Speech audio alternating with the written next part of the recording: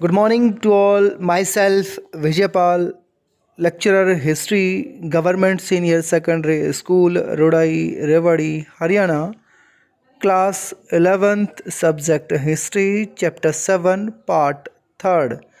बदलती हुई सांस्कृतिक परंपराएं में आप सभी का स्वागत है।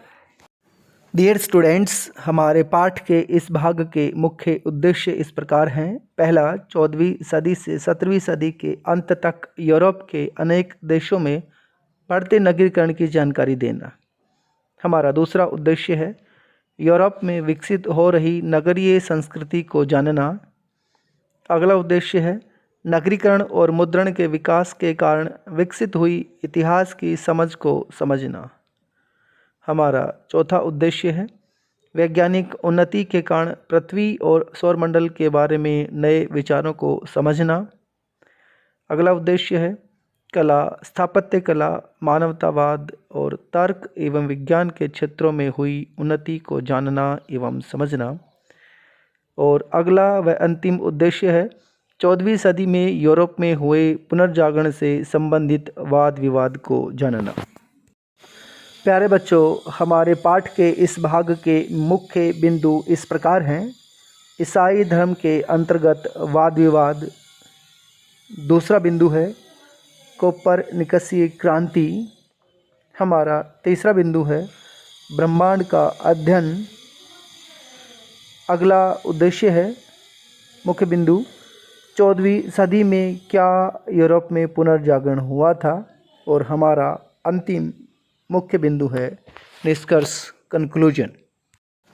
डियर स्टूडेंट्स, पाठ के सभी बिंदुओं पर विस्तार पूर्वक चर्चा करने से पहले आइए आपके पूर्व ज्ञान के बारे में जानते हैं।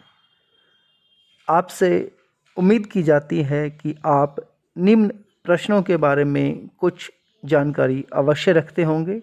जैसे, सांस्कृतिक परंपराओं से आप क्या समझते हैं। दूसरी बात, इटली के नगरों का पुनरुत्थान किन कारणों से हुआ। आपको जिस बात की जानकारी होनी चाहिए वह है मानवतावाद का अर्थ एवं विशेषताएं क्या हैं। साथ ही आपसे उम्मीद की जाती है कि आप कला और वास्तुकला के बारे में कुछ जानकारी अवश्य रखते होंगे। साथ ही आपको बताना है कि मुद्रण में जोहानेस गुटेनबर्ग की क्या भूमिका थी। डियर स्टूडेंट्स, आइए एक एक करके हम इन सभी बिंदुओं पर विस्तार से चर्चा करते हैं। हमारा पहला बिंदु है ईसाई धर्म के अंतर्गत वाद विवाद। हमें इस बिंदु में यह देखना है कि ईसाई धर्म के बीच किस बात को लेकर विवाद था और विद्वानों पर इसकी किस प्रकार की प्रतिक्रिया थी। 15वीं-16वीं शताब्दी में उत्तरी यूरोप में मानवतावाद ने ईसाई चर्च के अनेक सदस्यों को आकर्षित किया। उन्होंने ईसाइयों को अपने पुराने धर्म ग्रंथों में बताए गए तरीकों से धर्म का पालन करने का आह्वान किया। साथ ही उन्होंने अनावश्यक कर्मकांडों को त्यागने की बात की और उनकी यह कहकर निंदा की कि उन्हें एक सरल धर्म में बाद में जोड़ा गया है। मानव के बारे में उनका दृष्टिकोण बिल्कुल नया था, क्योंकि वे उसे एक मुक्त विवेकपूर्ण कर्ता समझते थे। बाद के दार्शनिक बार बार इसी बात को दोहराते रहे। वे एक दूरवर्ती ईश्वर में विश्वास रखते थे और मानते थे कि उन्होंने मनुष्य को बनाया है, लेकिन उसे अपना जीवन मुक्त रूप से चलाने की पूरी आज़ादी भी दी है। वे यह भी मानते थे कि मनुष्य को अपनी खुशी इसी विश्व में वर्तमान में ही ढूंढनी चाहिए। इंग्लैंड के टॉमस मोर और हॉलैंड के इरेस्मस जैसे मानवतावादियों का यह मानना था कि चर्च एक लालची और साधारण लोगों से बात बात पर लूट खसोट करने वाली संस्था बन गई है। पादरियों का लोगों से धन ठगने का सबसे सरल तरीका था पाप स्वीकारोक्ति नामक दस्तावेज, जो व्यक्ति को उसके सारे किए गए पापों से छुटकारा दिला सकता था। ईसाइयों को बाइबल के स्थानीय भाषाओं में छपे अनुवाद से यह ज्ञात हो गया था कि उनका धर्म इस प्रकार की प्रथाओं के प्रचलन की आज्ञा नहीं देता है। यूरोप के लगभग प्रत्येक भाग में किसानों ने चर्च द्वारा लगाए गए इस प्रकार के अनेक करों का विरोध किया। इसके साथ साथ राजा भी राजकाज में चर्च की दखलंदाजी से चिढ़ते थे। 1517 में एक जर्मन युवा भिक्षु मार्टिन लूथर ने कैथोलिक चर्च के विरुद्ध अभियान छेड़ा और इसके लिए उसने दलील पेश की कि मनुष्य को ईश्वर से संपर्क साधने के लिए पादरी की आवश्यकता नहीं है। साथ ही उन्होंने अपने अनुयायियों को आदेश दिया कि वे ईश्वर में पूर्ण विश्वास रखें, क्योंकि उनका विश्वास ही उनके जीवन को सफल बना सकता है और उन्हें स्वर्ग में प्रवेश दिला सकता है। इस आंदोलन को प्रोटेस्टेंट सुधारवाद का नाम दिया गया, जिसके कारण जर्मनी और स्विट्जरलैंड के चर्च ने पोप तथा कैथोलिक चर्च से अपने संबंध समाप्त कर दिए। स्विट्जरलैंड में लूथर के विचारों को उल्रिक ज़्विंगली और जॉन कैल्विन ने काफ़ी लोकप्रिय बनाया। साथ ही व्यापारियों से समर्थन मिलने के कारण सुधारकों की लोकप्रियता शहरों में काफ़ी थी। हालांकि ग्रामीण क्षेत्रों में कैथोलिक चर्च का प्रभाव बरकरार रहा था। अन्य जर्मन सुधारक जैसे कि एना बैप्टिस्ट संप्रदाय के नेता इनसे कहीं अधिक उग्र सुधारक थे। उन्होंने मोक्ष अर्थात साल्वेशन के विचार को हर तरह के सामाजिक उत्पीड़न के अंत होने के साथ जोड़ दिया। उनका कहना था कि ईश्वर ने सभी इंसानों को एक जैसा बनाया है, इसलिए उनसे कर देने की अपेक्षा नहीं की जानी चाहिए और उन्हें अपना पादरी चुनने का अधिकार होना चाहिए। इसने सामंतवाद द्वारा उत्पीड़ित किसानों को भी काफ़ी आकर्षित किया। आमूल परिवर्तनवादी फ्रांस में प्रोटेस्टेंटों के विरोध से मिल गए, जिन्होंने कैथोलिक शासकों के अत्याचार के कारण यह दावा करना शुरू कर दिया था कि जनता को अत्याचारी शासक को अपदस्थ करने का अधिकार है और वे उनके स्थान पर अपने पसंद के व्यक्ति को शासक बना सकते हैं। और अंततः यूरोप के अनेक क्षेत्रों की तरह फ्रांस में भी कैथोलिक चर्च ने प्रोटेस्टेंट लोगों को अपनी पसंद के अनुसार उपासना करने की छूट दी। इसी तरह इंग्लैंड के शासकों ने भी पोप से अपने संबंध तोड़ दिए। इसके उपरांत राजा या रानी इंग्लैंड के चर्च के प्रमुख बन गए थे। कैथोलिक चर्च स्वयं भी इन विचारधाराओं के प्रभाव से अछूता नहीं रह सका और उसने अनेक आंतरिक सुधार करने आरंभ कर दिए। स्पेन और इटली में पादरियों ने सादा जीवन और निर्धनों की सेवा पर जोर दिया। स्पेन में प्रोटेस्टेंट लोगों से संघर्ष करने के लिए इग्नेशियस लोयोला ने 1540 में सोसाइटी ऑफ जीसस नामक संस्था की स्थापना की। उनके अनुयायी जेसुइट कहलाते थे और उनका ध्येय निर्धनों की सेवा करना और दूसरी संस्कृतियों के बारे में ज्ञान को ज़्यादा व्यापक बनाना था। डियर स्टूडेंट्स, हमारे इस भाग का अगला मुख्य बिंदु है कोपरनिकसीय क्रांति, जिसमें हमें कोपरनिकस के प्रमुख विचारों को जानना एवं समझना है। ईसाइयों की यह धारणा कि मनुष्य पापी है, इस पर वैज्ञानिकों ने पूर्णतया अलग दृष्टिकोण से आपत्ति की। यूरोपीय विज्ञान के क्षेत्र में एक युगांतरकारी परिवर्तन मार्टिन लूथर के समकालीन कोपरनिकस के काम से आया। हालांकि ईसाइयों का यह विश्वास था कि पृथ्वी पापों से भरी हुई है और पापों की अधिकता के कारण वह स्थिर है। पृथ्वी ब्रह्मांड के बीच में स्थिर है, जिसके चारों ओर खगोलीय ग्रह अर्थात सेलेस्टियल प्लैनेट्स घूम रहे हैं। कोपरनिकस ने यह घोषणा की कि पृथ्वी समेत सारे ग्रह सूर्य के चारों ओर परिक्रमा करते हैं। हालांकि कोपरनिकस एक निष्ठावान ईसाई थे और वह इस बात से भयभीत थे कि उनकी इस नई खोज से परंपरावादी ईसाई धर्माधिकारियों में घोर प्रतिक्रिया उत्पन्न हो सकती है। यही कारण था कि वह अपनी पांडुलिपि दी रिवोल्यूशनिब्स अर्थात परिभ्रमण को प्रकाशित नहीं करना चाहते थे। हालांकि बाद में उन्होंने अपने शिष्य को ये सौंप दी, जिन्होंने बाद में इसको प्रकाशित करवाया। काफ़ी समय बाद यानी आधी शताब्दी से अधिक समय बीतने पर खगोल शास्त्री जोहानेस केपलर और गैलीलियो गैलीली ने अपने लेखों द्वारा स्वर्ग और पृथ्वी के अंतर को समाप्त कर दिया। केपलर ने अपने ग्रंथ कॉस्मोग्राफिकल मिस्ट्री में कोपरनिकस के सूर्य केंद्रित सौरमंडलीय सिद्धांत को लोकप्रिय बनाया, जिससे यह सिद्ध हुआ कि सारे ग्रह सूर्य के चारों ओर वर्ताकार रूप में नहीं बल्कि दीर्घ वर्ताकार मार्ग पर परिक्रमण करते हैं। गैलीलियो ने अपने ग्रंथ द मोशन में गतिशील विश्व के सिद्धांतों की पुष्टि की। विज्ञान जगत में इस क्रांति ने न्यूटन के गुरुत्वाकर्षण के सिद्धांत के साथ अपनी प्रकाष्ठा की ऊंचाई को छू लिया।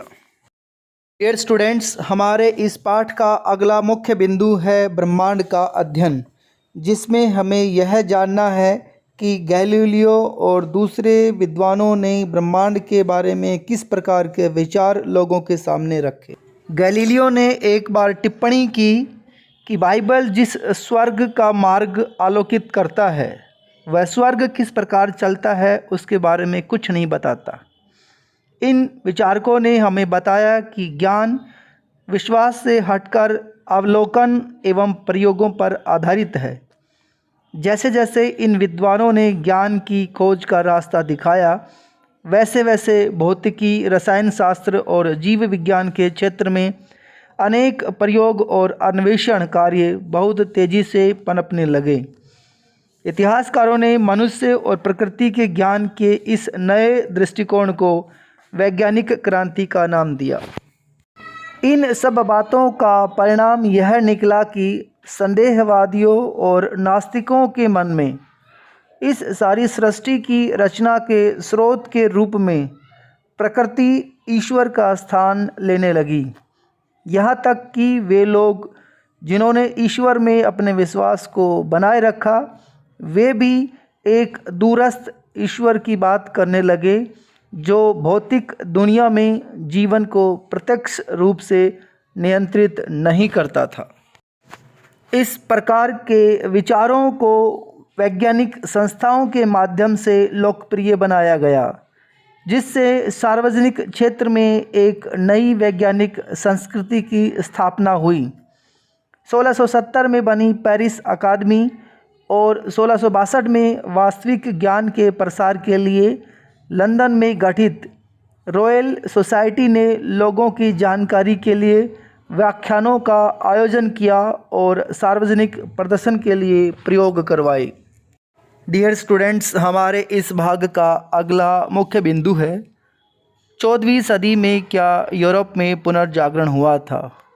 इस बिंदु में हमें यह जानना है कि क्या इससे पहले वाली शताब्दियाँ और इस शताब्दी में कोई बहुत ज़्यादा क्रांतिकारी बदलाव हुए थे या सामान्य परिवर्तन हुए हैं। इस विचार या वाद विवाद को हमें समझना है। आइए अब हम पुनर्जागरण की अवधारणा पर पुनर्विचार करें। क्या हम यह कह सकते हैं कि इस काल में अतीत से साफ विच्छेद अर्थात अंतर हुआ और यूनानी तथा रोमन परंपराओं से जुड़े विचारों का पुनर्जन्म हुआ? दूसरी बात, क्या इससे पहले का काल अर्थात 12वीं और 13वीं शताब्दियाँ अंधकार का समय।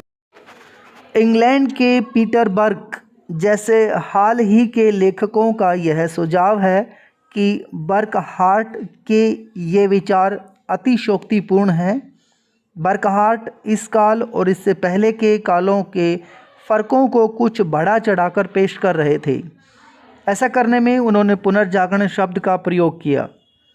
इस शब्द में यह अंतर निहित है कि यूनानी और रोमन सभ्यताओं का 14वीं शताब्दी में पुनर्जन्म हुआ और समकालीन विद्वानों और कलाकारों में ईसाई विश्वदृष्टि की जगह पूर्व ईसाई विश्वदृष्टि का प्रसार हुआ।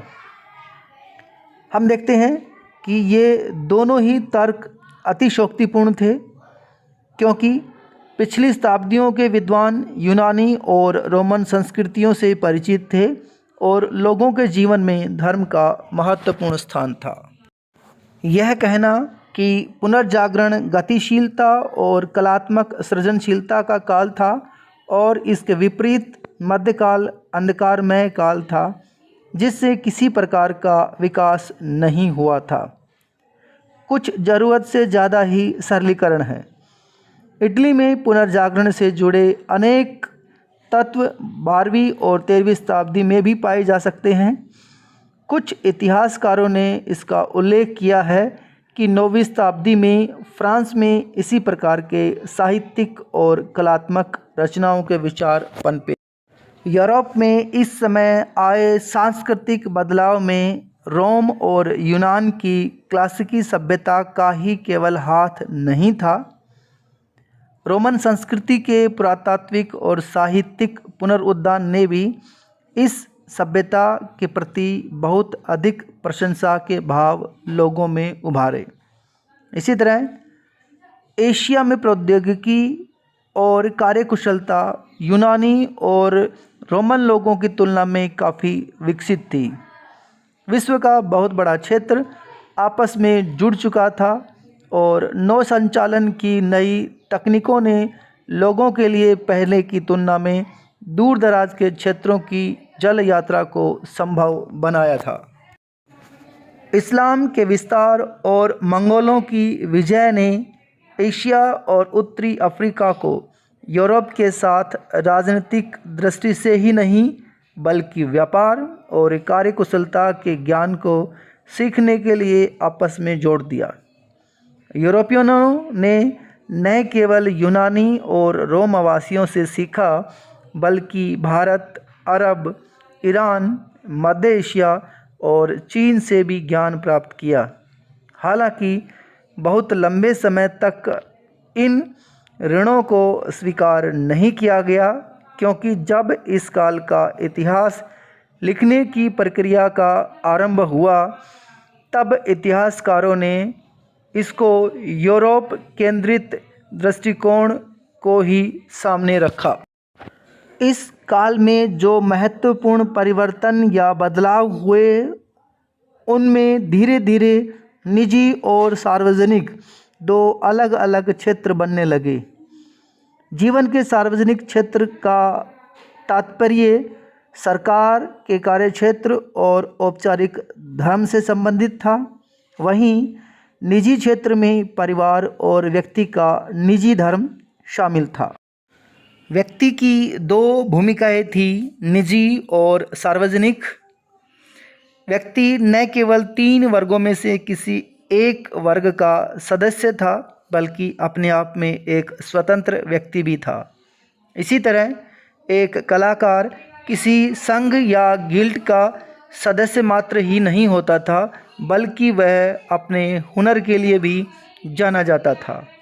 राजनीतिक शताब्दी में 18वीं शताब्दी में व्यक्ति की इस पहचान को राजनीतिक रूप में अभिव्यक्त किया गया, इस विश्वास के साथ कि प्रत्येक व्यक्ति के एक समान राजनीतिक अधिकार हैं।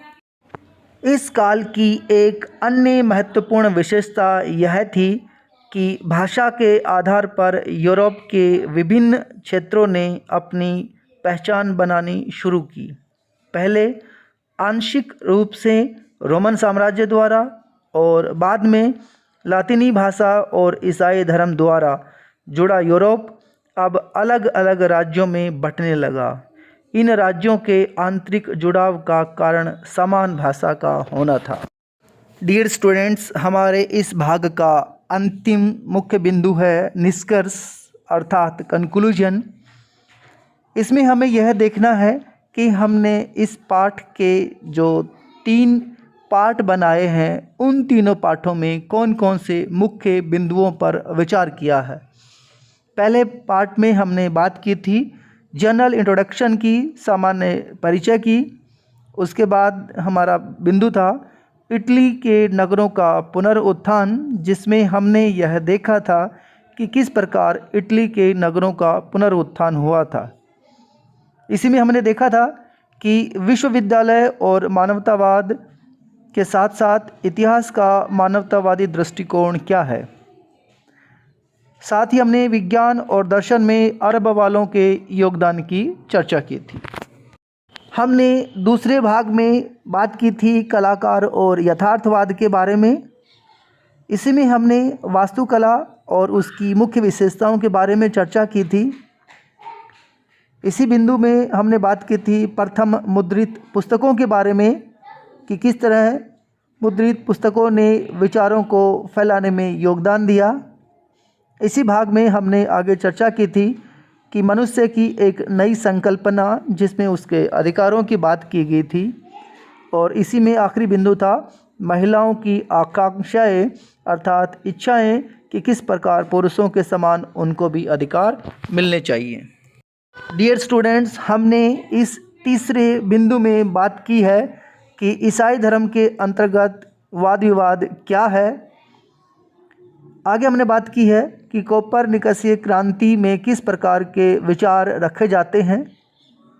और अगले बिंदु में ब्रह्मांड का अध्ययन के बारे में विद्वानों के क्या और किस प्रकार के विचार हैं।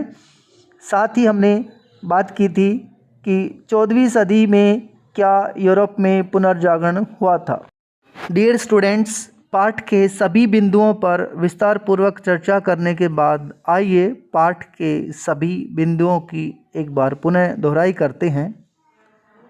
जैसे हमने पढ़ा है ईसाई धर्म के अंतर्गत वाद विवाद को समझना। दूसरा जो बिंदु हमने पढ़ा है कि कोपरनिकसीय क्रांति की मुख्य बातों की जानकारी प्राप्त होना। तीसरा पॉइंट हमारा था कि ब्रह्मांड का अध्ययन के बारे में विद्वानों के क्या विचार हैं। और चौथा हमने बात जो रखी है कि इस विवाद को समझा कि क्या 14वीं सदी के यूरोप में पुनर्जागरण हुआ था। और 5वें बिंदु के बारे में हमने तीनों पार्ट के प्रमुख बिंदुओं के बारे में चर्चा की। गृह कार्य अर्थात होमवर्क। डियर स्टूडेंट्स, पाठ के सभी बिंदुओं पर चर्चा करने के साथ साथ पाठ की दोहराई करने के बाद आइए गृह कार्य के लिए आपको कुछ प्रश्न दिए जा रहे हैं। पहला प्रश्न है, मार्टिन लूथर ईसाई धर्म की किन बातों को लेकर नाराज़ थे, उन्होंने इसमें क्या सुधार किए। आपके लिए दूसरा प्रश्न है, कोपरनिकस कौन थे, उन्होंने विश्व को क्या विचार दिए। आपके लिए अगला प्रश्न है, ब्रह्मांड के बारे में विभिन्न विद्वानों के विचारों को स्पष्ट करें। आपके लिए चौथा और अंतिम प्रश्न है, क्या आप मानते हैं कि 14वीं सदी में यूरोप में पुनर्जागरण हुआ था। अपने विचार स्पष्ट करें। डियर स्टूडेंट्स, कक्षा 11वीं विषय इतिहास के अध्याय 7 बदलती हुई सांस्कृतिक परंपराओं को हमने 3 भागों में पूरा किया है। तीनों भागों को अच्छे से एक्सप्लेन करने के बाद आप लोगों से उम्मीद की जाती है कि आप इन्हें ध्यानपूर्वक सुनेंगे, समझेंगे और इसे लिखने का और याद करने का प्रयास करेंगे। आप सभी का बहुत बहुत धन्यवाद।